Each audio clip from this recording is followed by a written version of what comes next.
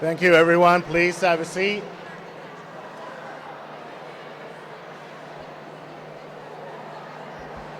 As soon as you're able, please have a seat.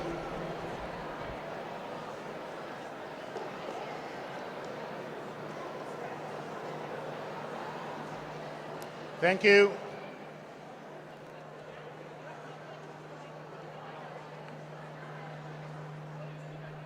Thank you, everyone. There's some feedback here. Okay. Thank you. Thank you and welcome to the 2017 Board of Trustees Alumni Awards. I have the pleasure of kicking this off. We have a great program for all of our guests and especially for all of our students. Before I get started, I wanted to recognize some Board of Trustee members that are in the audience. We have, if you'll just stand and then when I call your name, Leslie Juby, Carrie Mayer, who's also an alumni. We have Kathleen Clark, who's also an alum. And I think that is it in terms of our Board of Trustee members. Please welcome them. We also have a number of alumni staff and alumni from even class of '89, and you'll hear from many of the alumni, so I think I'll let them introduce themselves. And I will introduce our board chair in a minute. I just wanted to again welcome everyone back from spring break. As I've talked to many of you have said that you did a lot of sleeping and a lot of eating while you were home. And so welcome back. Seniors, where are you seniors? I can't help but notice that there is a two-digit countdown right near my office. Currently says 67 days. I don't know what that means completely, but I think it means that 67 days towards graduation. But actually, I did my due diligence before coming up here, and there is actually 46 classroom days before graduation, so you're much closer than you think you are. I recently read that the days might be long, but the years are short. And so I think you'll experience that, especially as you leave IMSA. And I hope that that you will enjoy every minute that is left for you here at IMSA. Today you'll hear from amazing alumni, and you'll hear from them, and you might see a mirror of what may happen to your own life, your own life trajectory. So listen to some of the themes that will emerge from the speeches and some of the background. One of the values that we have at IMSA is that no one's path is predetermined. And so you'll hear some of that. So with that, I'd like to introduce our board chair, who will then introduce each of the Alumni Award recipients. Sheila Griffin is actually a founding chair, founding Board of Trustee and chair. So she has been with our Board of Trustees with IMSA for 30 years. She has been an executive in Motorola. She has done some things, obviously, that have preceded your lifespan, but I'm glad to have welcome her, and please welcome her to the podium. Thank you.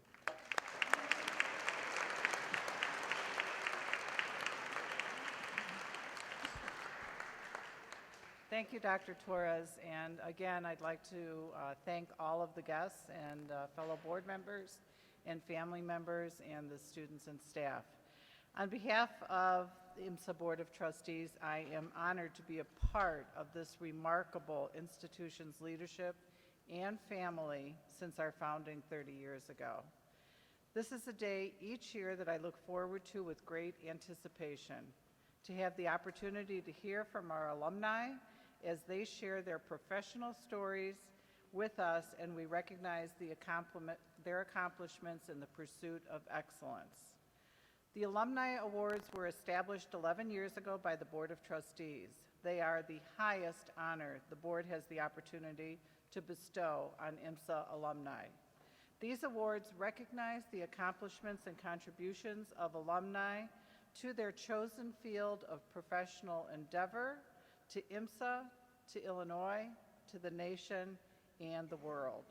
It is fitting that we celebrate these awards here with you, the IMSA students, to illuminate the many paths that one can take to advance the human condition through a creative, ethical, and scientific approach to one's life's work, both personal and professional. The 2017 Alumni Award Review Committee received nominations from alumni, faculty, staff, and former members of the Academy staff. You will be impressed, as I was, to learn about the breadth and depth of the awardees' work in the world, their passionate commitment to the Academy, and the gratitude they express to those who parented, mentored, guided, and encouraged their growth.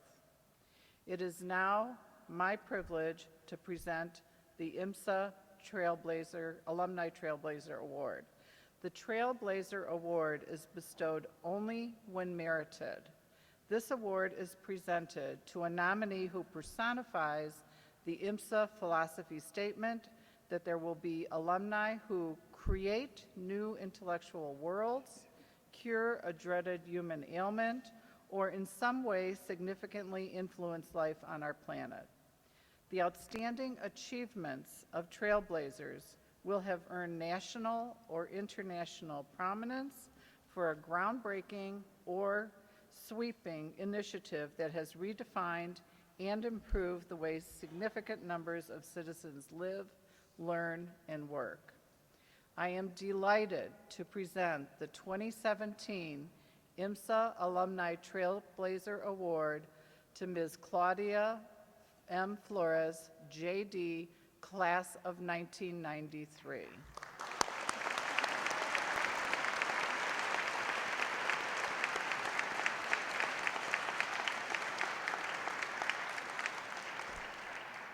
Ms. Flores is an assistant clinical professor of law and the director of the International Human Rights Clinic at the University of Chicago College of Law.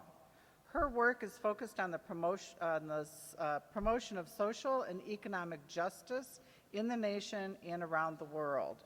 She is deeply engaged in international human rights law to draw attention to the need to promote accountability to protect the rights of people in the world.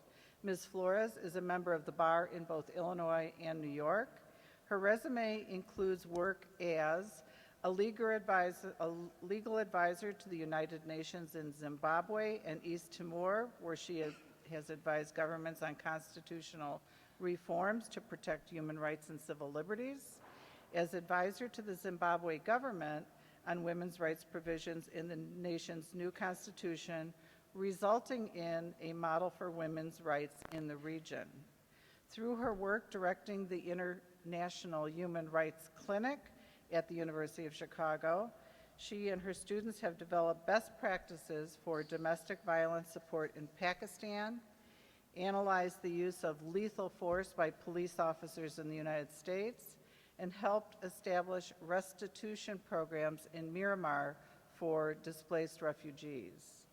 As an attorney, Ms. Flores' cases have established precedent in areas such as immigration law and free speech, including litigation appealed to the Supreme Court. Ms. Flores earned her Juris Doctorate from New York University School of Law, where she was a Root Tilden Kern Scholar. She also received her BA in Philosophy from the University of Chicago. Her work in civil rights advocacy in national and international arenas on behalf of the disadvantaged and disenfranchised people is substantial. Please join me in welcoming Ms. Claudia Flores.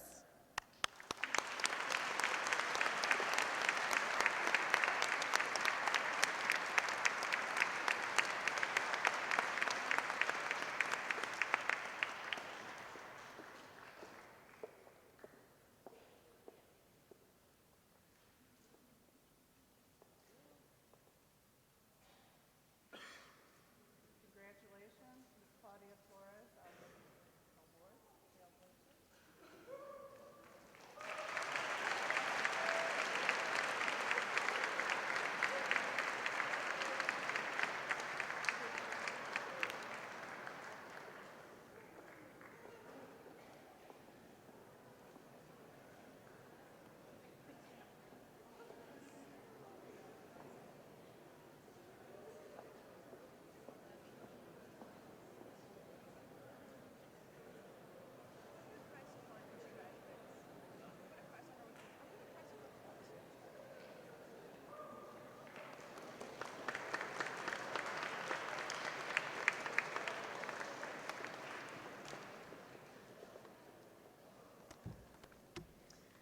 Hello, everyone, and good morning. First, I want to start by thanking IMSA and the Board of Trustees for this honor. It's really such a pleasure and privilege to be an alumni of an institution with so many graduates that have gone on to make amazing contributions. It makes this award truly special. In my field alone, I've encountered IMSA graduates in every single stage of my education and my profession, both at the University of Chicago, later in law school. I recently ran into Mark Rue, who I believe was class of '91, at a conference on international law, who's now a professor of law at Harvard. As I began at the University of Chicago Law School and I was walking down the hallway, I ran into Genevieve Lakier, who was also an alum of IMSA in my same year. Even more recently, I was in Vietnam and I ran into Gabriel Demembines, who now works at the World Bank. So you really should be very proud of the alumni that are really throughout every profession working as thought leaders and trailblazers. This is actually my first time back on campus in 20 years, and it's a strange and wonderful thing to see so many things are really exactly the same, and yet there are so many innovations that the high school has engaged in for your education. Like many IMSA grads, I think of my time here as sort of the beginning of my adult and intellectual and professional life. I suspect each of you is here under different circumstances. Some of you may have come here voluntarily, and some of you may have, let's say, come here through some kind of encouragement from your parents. My parents, who are here today, may be representative of many of yours. They knew that sending me here would provide amazing opportunities, and so they made the sacrifice even if they didn't make it look like one. I'm deeply grateful to them, and as a parent myself, my daughter also here, I know that this is no small thing. I'll be honest though, and maybe I'll lose some coolness cred such as it is, I actually came running towards IMSA. The moment my high school counselor told me there was a place where the nerdiest students in each high school congregated and all went to school together, I was in. And though not every moment was easy, I remember it ultimately as being everything that I had hoped for. A place where I could explore and experiment and fail and try again and fail again. A place where knowledge and its pursuit are taken seriously and approached not only with rigor but with joy and sometimes even fun. I'm not a scientist or a mathematician, and when I tell people where I went to high school, they often ask me, what happened? And I always tell them this. IMSA was the place where I learned to relate to the world in a critical, reflective, creative, and engaged manner, or at least it's the place that taught me to try to do so. I always joke that I may not have graduated from IMSA with a clear timeline of US history, but I was very clear on the socio-political dynamics involved in creating a vision of society in my Utopia, Anti-Utopia class. And the way of approaching challenges and barriers that IMSA teaches all of its students is, in my opinion, the most effective way to address social issues, policy issues, human issues, and ethical issues. The world is filled with complexities, and anyone involved in attempting to shed light on them must do so thoughtfully and rigorously. Because our world is very complicated. I just came back from a week in Tunisia, an origin country for a remarkably high amount of individuals that are engaged in violent extremism and terrorist acts throughout the world.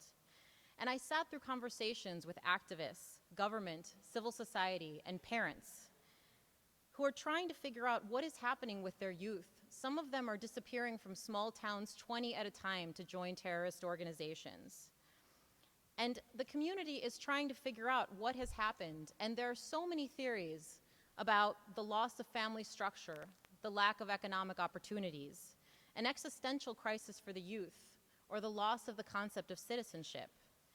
Picking through all of these thoughts and ideas about what could be happening that is causing so much destruction in a society, and figuring out what a response is appropriate requires method and commitment, and figuring out a way forward requires reflection and innovation.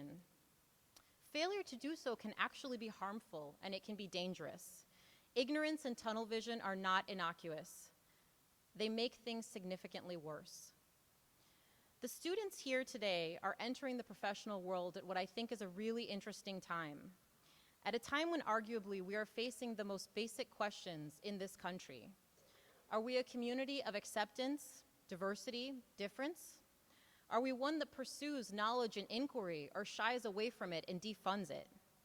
Are we one that knows how to navigate conflict and difference of opinion without letting a sense of community and affiliation fall apart? Do we feel that we have any obligations towards each other at all, or are we simply just a group of individuals taking resources from a particular society? And I think the most important one is, are we willing to look at our social problems in all of their complexities, even when that means facing things about ourselves that are very difficult to face? IMSA has a very important role, I believe, in sending into the world a class of thoughtful and rigorous leaders from diverse backgrounds and perspectives who are willing to take on some of these questions. I know that those of us working on these questions right now are waiting for you, the next generation of IMSA graduates, to join us. So thank you. It's really an honor, and we will be waiting for you.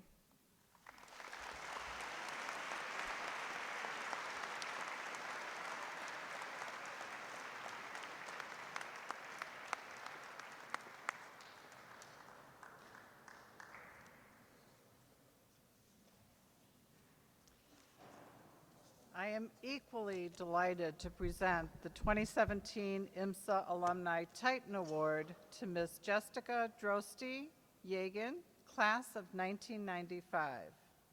This award honors alumni who, through their outstanding service to IMSA, advanced the institution's mission and work. The Titan honorees are enthusiastic and energetic IMSA champions who dedicate significant time, talent, and treasure to endeavors that help the Academy fulfill its role in developing talent and leadership in mathematics and science and technology for our state, nation, and the world. Ms. Droste Yagan generously gives back to IMSA as a volunteer and philanthropic leader. She has served as both a thought and action partner to Academy administrators and program leaders, particularly in the areas of innovation and social entrepreneurship programming.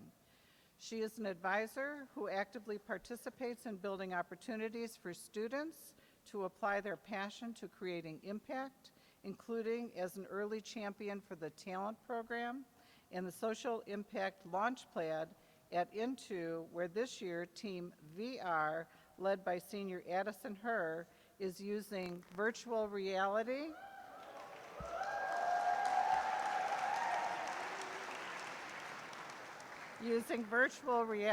to inspire Illinois students to learn about technology and show off IMSA through 3D interactive tours.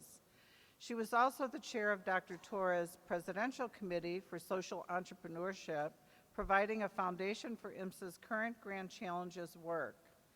Ms. Droste Yagan also positively represents IMSA's mission in the community as a leader and champion for Illinois tech community.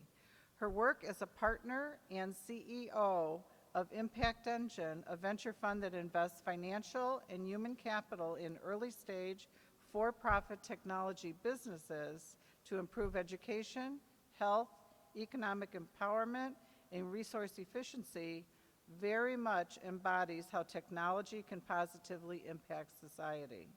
She has been recognized by numerous organizations for her work, including Crane's 40 Under 40 list. Ms. Droste Yagan received her Master's of Business Administration from Stanford University, her Master's of Public Administration from Harvard University Kennedy School of Government, and holds a Bachelor of Arts in Public Policy from Haverford College. Please join me in welcoming Ms. Jessica Droste Yagan.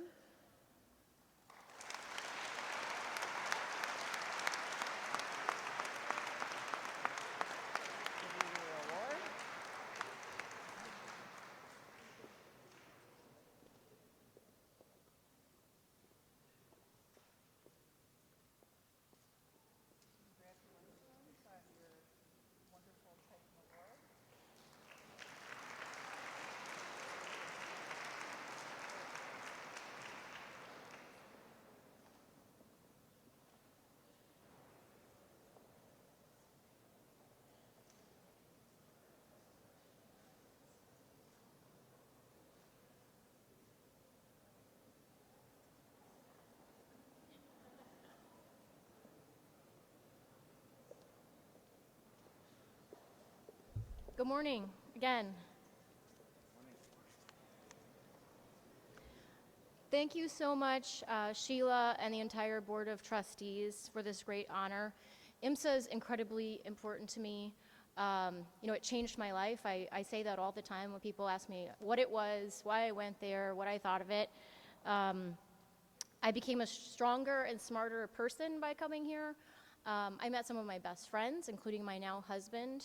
In fact, our first date was in the Ack Pit at Autumn Dance. So, yeah, so cute, I know. Very romantic. But I think also, and a lot of people have said this, Claudia said something like this, I really started to see the world and how big it was and how many opportunities are out there and how much potential I had. The world really opened up for me. And I'm really honored to be awarded this in addition to being able to stand up next to people like Claudia, who's clearly done such amazing work in her career. One of the reasons I love receiving this award is that it is in part for helping to advance the IMSA mission. What better mission to advance? I actually didn't know the IMSA mission when I came here, to be honest, but since I've learned it, to ignite and nurture creative, ethical, scientific minds that advance the human condition, it's really amazing. Like, how can you argue with that? Even though I didn't know the IMSA mission before I came here, I came here because I'm from a small town in southern Illinois, and I couldn't pass up this educational opportunity. I was one of those people who had parents who said, in particular a mom who said, it's your choice whether you go, but I don't see how you could pass up this opportunity.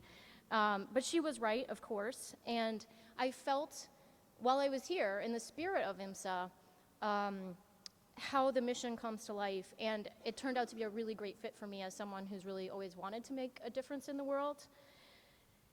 In general, I think that the desire to advance the human condition or to make the world a better place is not something that anybody can instill in you. I think it's something you have or you don't in general. I do think that IMSA tends to draw people that do have this in them. I think probably most of you do have this in you. And I think each year that goes by and you see examples of what the students, faculty, alumni, and staff here do with this opportunity and how they really do advance the human condition, that probably draws you even closer to identifying this as a place you want to be if that's something that you care about. I think what's really cool about IMSA then is not instilling in students the idea that you should advance the human condition, but actually giving you the tools that you need to do it. And I think that's an important distinction. So I was honored to lead the IMSA Presidential Committee on Social Entrepreneurship in 2015, as was mentioned. And the direction was to make recommendations on how IMSA could become a leader in social entrepreneurship. It was a really great experience. I got to work with Dr. Torres, Dr. Dale, Britta McKenna, Bud Berge, I think this year, and the whole team was great. It was a great experience. But the most important thing that we observed in our process was that IMSA was actually born not only of an idea to advance the human condition, right? Creating IMSA was not just an idea someone had. They actually had to take action to bring that idea to life. And I think that's a really critical distinction because you can have creative, ethical minds that know lots of math and science, but if there isn't a desire and the ability to put those ideas into practice, you're actually not going to advance anything. So the ethos of the school and its community is grounded in this starting place.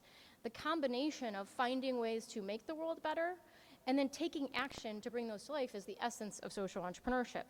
So Leon Letterman and the amazing team, including Dr. Griffin, who was the founding chair, and Stephanie Pace-Marshall, and many others who were the founding team that made this come to life, they were social entrepreneurs. And I actually think that is born in the spirit of IMSA. So what we recommended was not a new initiative or a new vocabulary, but a renewed embrace and empowerment of the action part of advancing the human condition. This brings me back to the idea that IMSA is sort of the magical place where you get the tools to do this. I think IMSA excels, actually, at providing the groundwork for these tools. There's no doubt that since I graduated long time ago in 1995 that I have added tools, and I've improved my tools, but I definitely give IMSA credit for starting me on that journey. Some of the tools are specific, or what I call like micro tools, right? So you actually learn organic chemistry, You learn mathematical concepts. These are actual skills you need to learn. And many of you will build on them later, and you need to understand them as a foundation. But not everyone here will become a scientist or a mathematician. And in that case, if you're like me, you're not going to use those tools on a regular basis. And as an aside, I would have to say thank goodness, because that was not my forte. I once set my hair on fire with a Bunsen burner and also had to autoclave my shoes because I spilled an unknown organism on them in microbiology. But I would argue, actually, and I'm clearly biased, that, and this might be controversial, I think the even more important tools you gain from IMSA are not those micro tools, but what I call the macro tools. So these are the ways of seeing the world and approaching it. And this is some of the stuff that Claudia was also commenting on. And these, I think, no matter which direction you go in your life and your career, you need to use these all the time, no matter what career path you choose. So I'm going to highlight 3 of these very briefly. Actually, IMSA calls them beliefs. They're under the mission statement. The first one is learning never ends. There's a great quote from Ray Kroc, who founded McDonald's. That's one of the places I used to work. When you're green, you're growing. When you're ripe, you rot. And I think that's important to remember. Learning is a lifelong journey. It's not something you complete with a diploma. Having a mindset of always looking for what you don't know and seeing perspectives you don't understand and adding them to your knowledge set is critically important and will serve you well no matter what you do. On that lifelong journey of learning, I would also say take another lesson from IMSA, and as often as possible, surround yourself with the smartest and most challenging people that you know. When I first came to IMSA, it was disorienting for me because I was used to being the smartest in my little small town. And I have to give a shout out and credit to people like Keith McIntosh and many other amazing people at the time who, kept me here and didn't keep me running back so I could go be the smartest again. But now I've learned that lesson, and I've spent my entire life and career saying, how can I be with smarter people than me? How can I get people around me that are better than me, that challenge me, that make me better? And I think that's made all the difference. Second, no one's path in life is predetermined. Dr. Torres, I think you just mentioned that in your opening remarks. I started learning this when I came to IMSA, and my whole worldview opened up. Then I learned that, okay, so I'm not the smartest, so what am I, okay? And I got really into sports, among other things. And I was a 3-sport athlete here. Actually ended up being a 3-sport athlete in college as well. And I did other things too, but certainly my identity was wrapped up in being an athlete. And then I was going out of college, and I had to stop doing that because I had to get a job and finish my thesis. And I had to reinvent myself. That was hard. And then I did that again. I wanted to go to a big corporation. I worked at McDonald's and created sustainable sourcing. And a few years ago, I had an opportunity to go to Impact Engine, where I work now, and do impact investing. The point of telling you all of this is that at least 90% of the time in these last 25 years since I started at IMSA, I've been confused and wondering, where am I going? What path am I supposed to be on? And I realized there's no path you're supposed to find. There's not a path waiting for you out there. You're making the path for yourself. And I've learned that now, and I have the confidence to reinvent myself a million more times if I have to. And I think you guys can sort of start knowing that from the beginning. And finally, the ability to discern and create connections is the essence of understanding. I cannot overstate enough how critical this one is with people and ideas. There's a professor, Dr. Ronald Burt, at the University of Chicago. He works in the business school on organizational design. He studies network effects, and he maps out in different organizations and ecosystems how different people connect to each other, via how much they talk to each other, how much they email each other, et cetera. And it turns out most people only hang out with people like them, that study in their field, that know the things they know. And when you map those networks, they look like these little fur balls. That's my word, not his. It's not scientific. They look like these little fur balls, these connections that are all intertwined, right? And then there's these few little lines that connect fur balls. It turns out those little lines are the people that are able to cross ideas and projects over from this field to that field, from that company to this company, from this industry to that industry. And those are the people he found that makes all the difference in breakthrough ideas and really changing the world. I believe this 100% based on my own experience. And I would also say this is equally critical when you think about problem solving. One of my first assignments in American history, back to history, not actually learning history, was, should we take the penny out of circulation? This was in my sophomore year at IMSA. And I was aren't we supposed to learn Civil War facts or something, And he's like, no, you need to think about the economic implications, the operational implications, the cultural implications, the historical implications. And we spent like 4 weeks thinking about whether the penny should be taken out of circulation. And I have no idea of any historical dates about American history. Like, I never learned those. But what I did learn, that ability to look at a problem and understand like all the complex interactions that are inherently a part of those questions was amazing. And you'd be surprised how many people can't tackle those kinds of difficult questions. And those are the kinds of questions that advance the human condition. So this is the difference between knowing history and making history. And I'm thankful that IMSA focuses on the latter. I think you will be too.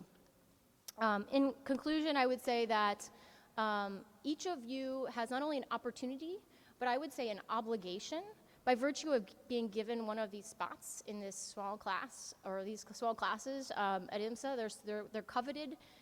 It's an amazing opportunity. You're being set on a path with the tools that you need to make a difference. And you have an obligation to step up, be a leader, figure out what problem you want to solve, and go out there and advance the human condition. So thank you.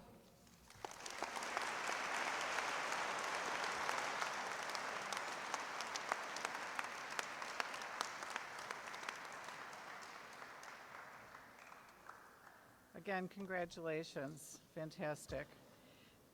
It is now my honor to present the Alumni Distinguished Leadership Awards in absentia to Dr. Julie Comerford, class of 1998, and Major and Vincent Enrique, class of 1999. This annual award honors alumni who have made distinguished achievements of leadership contributions in their professional fields of endeavor consistent with IMSA's mission. The honorees may also have been recognized for significant civic or community contributions or for extraordinary courage and selflessness under challenging circumstances. Dr. Julie Comerford is an assistant professor in the Department of Astrophysical and Planetary Sciences at the University of Colorado Boulder, where she has pioneered a new subfield of research in astrophysics, dual supermassive black holes. These supermassive black holes are also the precursors to supermassive black hole mergers, which are second only to the Big Bang as the most energetic phenomena in the universe. Dr. Comerford uses research as a tool for education and teamed up with PhD Comics to create a cartoon video entitled Black Holes Explained. The video has been viewed more than 50,000 times on YouTube. Dr. Comerford was awarded her PhD and Master's in Astrophysics from the University of California, Berkeley. She received her Bachelor of Arts in Astrophysical Sciences from Princeton University. Please join me in watching her video acceptance presentation.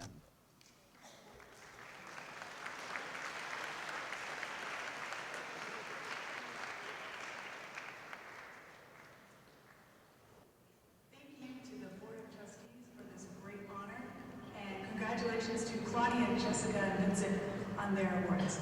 I would also like to acknowledge some of my teachers who may be there today, including Dr. Skinner for teaching me about sitting on pins and needles when we were all waiting to hear back from our college applications. I have IMSA to thank for giving me one of the biggest gifts in life, and that is the gift of finding my passion and setting me on a pathway to my career. I came to IMSA with a vague idea that I was interested in science, but I didn't exactly know what to do with that. In my modern physics class at IMSA, I remember learning about special relativity and time dilation and the concept that moving clocks run slow. This idea took a hold of me and would not let go, and I promptly used it to explain to my RC that night that I wasn't actually late to 10 o'clock check, at least not in certain reference frames. I also remember working on Real Science, which was a CD-ROM developed by IMSA students and sent out to elementary school students across the state. The purpose of Real Science was to give these students the flavor of actual current scientific research going on. And I wrote a piece about the Cassini mission Saturn, which had just launched that year in 1997. And when Cassini finally reached Saturn in 2004, I was in graduate school studying astrophysics, and I thought back to that Real Science CD-ROM, and I wondered if any of the elementary school students who had received that CD-ROM in 1997 were also taking a special note of the news that day. Looking back, I can trace the early seeds from my interest in astrophysics to IMSA and to places like that modern physics classroom and the Real Science office. But the deepest debt of gratitude that I owe to IMSA is for its mentorship program. Not many places are bold enough to give high school students one entire day a week to explore their own passions. And I spent my Wednesdays at the University of Chicago and at Fermilab working on a particle physics experiment with Professor Yagan. And I use the term working on very loosely here. The title of my IMSA presentation was Search for Violation of Charge Conjugation Invariance in Electromagnetic Pi-Zero Decay, but I still couldn't tell you exactly what that means. Instead, what I took away from my mentorship was my first exposure to real scientists doing real research, to what the inside of a physics lab looks like, and to using Unix and programming with Fortran for the first time. What I took away was the idea that maybe one day I too could contribute some small piece of new knowledge about the universe, like I saw the physicists around me doing. And with that, my career choice was sealed. So today, as a professor at the University of Colorado, I teach special relativity, and I get to watch 100 heads explode at once when we learn about special relativity and moving clocks running slow. I also get to use the telescopes that I saw launch during my childhood. Not Cassini, since Saturn's not close enough to a black hole for my taste, but instead I used the Hubble Space Telescope to study black holes and other galaxies.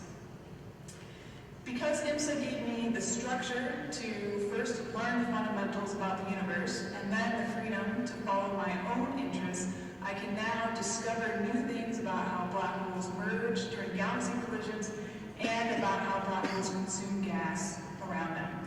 And I am counting down the days until the launch of Hubble's successor, the James Webb Space Telescope, which will peer back to when the first stars and galaxies and black holes formed and undoubtedly inspire a new generation of astrophysicists. So thank you, IMSA, for providing the environment where passions like these can incubate.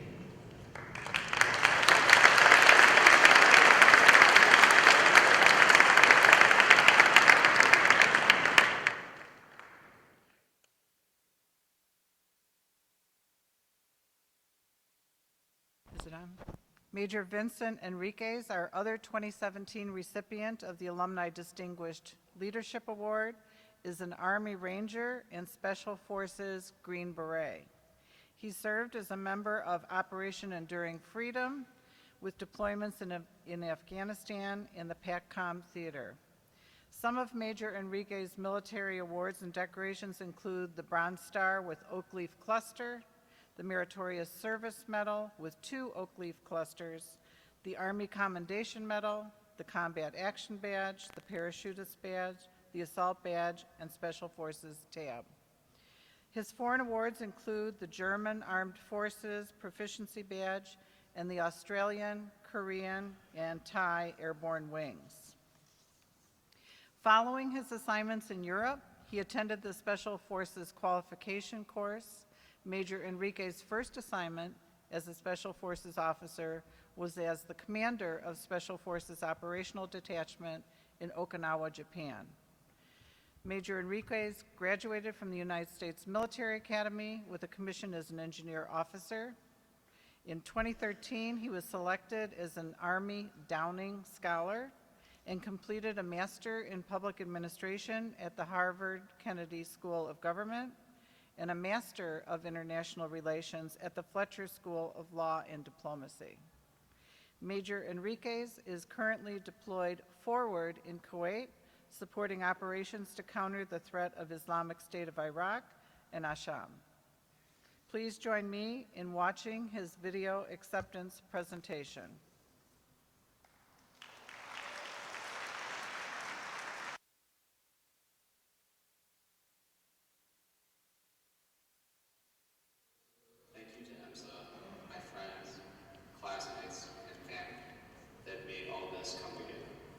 IMSA nor Alumni could exist without your love and support. I am very much humbled by this award and very much wish I could have attended the assembly in person. Whenever I was lucky enough to visit, I always felt a special energy in IMSA, a potent mix of talent, youth, and camaraderie that was always rejuvenating. For all the faculty and staff, thank you for welcoming me all those years ago and for the mutually exclusive life and calculus lessons. I definitely used the former, but my character was built by the latter. Also, thank you for scheduling this before lunch, as I believe my speech will play better with a hungry, possibly angry crowd, rather than those wrestling with the post-colonial monster. From our professors who bravely took on the 7:30 a.m. and post-lunch class hours, you will always have my greatest respect. For that, and for many other reasons, I, Vincent Enriquez, wish to say I am a true believer in IMSA. I believe in IMSA's mission. Obviously, the military missions are important. A result of victory or defeat often hinges on doing the right missions at the right time. Part of IMSA's mission statement is to ignite and nurture creative, ethical, scientific minds that advance the human condition.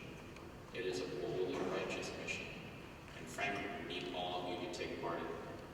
The world has a lot of challenges, and talent in that gymnasium holds many of the keys to solve them. In the 20 years since I was sitting where you were, I remember very few times where I felt that the raw talent around me matched that I experienced at IMSA. You are also full of potential, and everybody is in awe. Trust me, you have what it takes to take on this mission. Cherish this time together. These are your teammates. Learn about each other and yourself. I wanted to take a minute and share how IMSA helped shape me, my humble, and contributed to this mission. I think it's easiest if I just told you how my IMSA story started. Like pretty much all of you, I was a top performer in my first high school, probably a contender for valuable talent. But then I got to IMSA, and the humble and pot was smashing right in my face. We had an 11-year-old in our class, so that next to any possibility of being smart. Also, from the notes of thermodynamics class, wore me out so much that my mid-class, I would tend to go to the bathroom only to go lie down in the couches in front of the cafeterias. I definitely found some personal limits there. So my plan for academic domination was starting to unravel. What I initially did fine, as my niche, frankly, had little people fit for that. So what now? Going back to IMSA's mission statement, it also states that IMSA is a learning laboratory for imagination. So I began to think of IMSA not just as a laboratory for me to test out ways to learn about the world, but also as a unique sanctuary for me to learn about myself. My advice is don't resign yourself to the role of laboratory. Become a scientist that looks within and find out how you can contribute to advancing the human condition. I found myself a role as an organizer of team. I hesitate to call myself a leader because I think that my contribution is most of the time different from that traditional Army definition of leadership, meaning to provide purpose, direction, and motivation in order to accomplish a mission. There are times and places where that is necessary, but my experience in the Army and Special Forces is that there are a lot of supremely talented soldiers for which those characteristics are intrinsic, and they don't need to be led so much as supported. Found a better role for myself in enabling my teammates, providing the support they needed, and the advice to achieve the success they were encoded into, much like my classmates at IMSA. That style of leadership I learned, surrounded by geniuses and prodigies, I found a niche in organizing a team. Hard to say I would have learned it anywhere else, because I may not have had to. I would have been one of the performers or gone solo. At IMSA, it was my way. Maybe this is your one too. I encourage you to find it. So the message I leave you with is this. Push yourself. IMSA is what you are into. There are incredible challenges available to you, and this is the time to find your limits, if they exist. See how you react when you go beyond. Maybe you'll just end up taking more naps like I did, or you will find it difficult for yourself. Just remember that IMSA and all of us believe in you.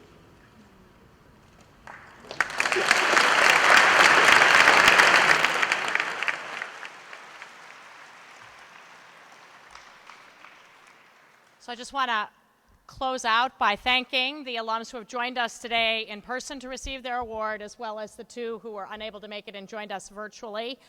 I ask you, sitting in the bleachers, the class of 17, 18, and 19, to reflect on how you will advance the human condition, and we will hope to, in 20 years, see, or more or less, some exciting and interesting stories, because these alums represent the legacy, and they are just a small window, as they have acknowledged, on the great works that you all will and can do. I'd be remiss if I did not thank Chairman Griffin and the Board of Trustees for their work in bringing these great examples to us today. I'd also like to thank Barbara Graham and her team for coordinating all the activities. We have Dottie and Bill and Kevin and all of facilities to thank. I know you're thinking, we're even early. Why is she going on and on? And so now, with that, you are free to eat lunch.